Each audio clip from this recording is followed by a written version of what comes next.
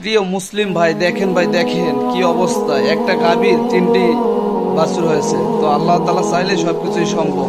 তো আল্লাহ শুকরিয়া সব সময় করবেন, আপনাদেরও ইনশাআল্লাহ একটা গরু 3টা বাছুর দিতে পারে। তো আল্লাহ তাআলার কোনো কিছুকে অস্বীকার করবেন না।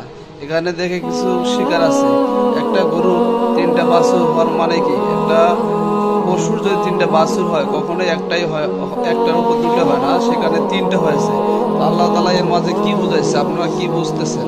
তো আপনারা সবসময় আল্লাহ তাআলা সবকিছুই শুকরিয়া হিসাবে নেবেন এবং আল্লাহ তাআলা যা দেন সবকিছুই রহমত হিসাবে নেবেন। তো ইনশাআল্লাহ তো আপনারা এই ভিডিওটা দেখে কমেন্ট করে জানাবেন যে আল্লাহ তাআলার সবকিছুই অতুলনীয়, যা আমরা শুধু দেখেই যাচ্ছি, আল্লাহ তাআলার ইবাদত করতেছি না। এগুলো দেখে আল্লাহ তাআলার প্রতি আমরা সবাই ভালোভাবে 5 ওয়াক্ত নামাজ পড়ি এবং আল্লাহ তাআলা সব কিছুই স্বীকার করি।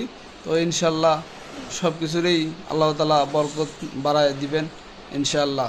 তো এই ভিডিওটা দেখে অবশ্যই ভালো লাগলে লাইক কমেন্ট শেয়ার করে দিবেন এবং মানুষকে দেখার সুযোগ করে দিবেন।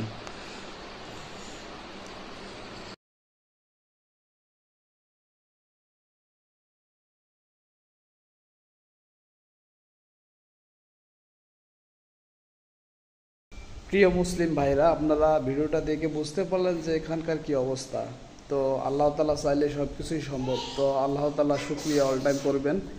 আলহামদুলিল্লাহ আলহামদুলিল্লাহ, একটা গাভীর 3টি বাছুর হওয়া খামখেয়ালি বিষয় না। তো একটা মানুষের যেমন 3টি ছেলে মেয়ে হয়, সেরকম একটা গাভীর, একটা পশুর, একটা গরুর 3টি বাছুর হওয়া অনেক বড় একটা কথা।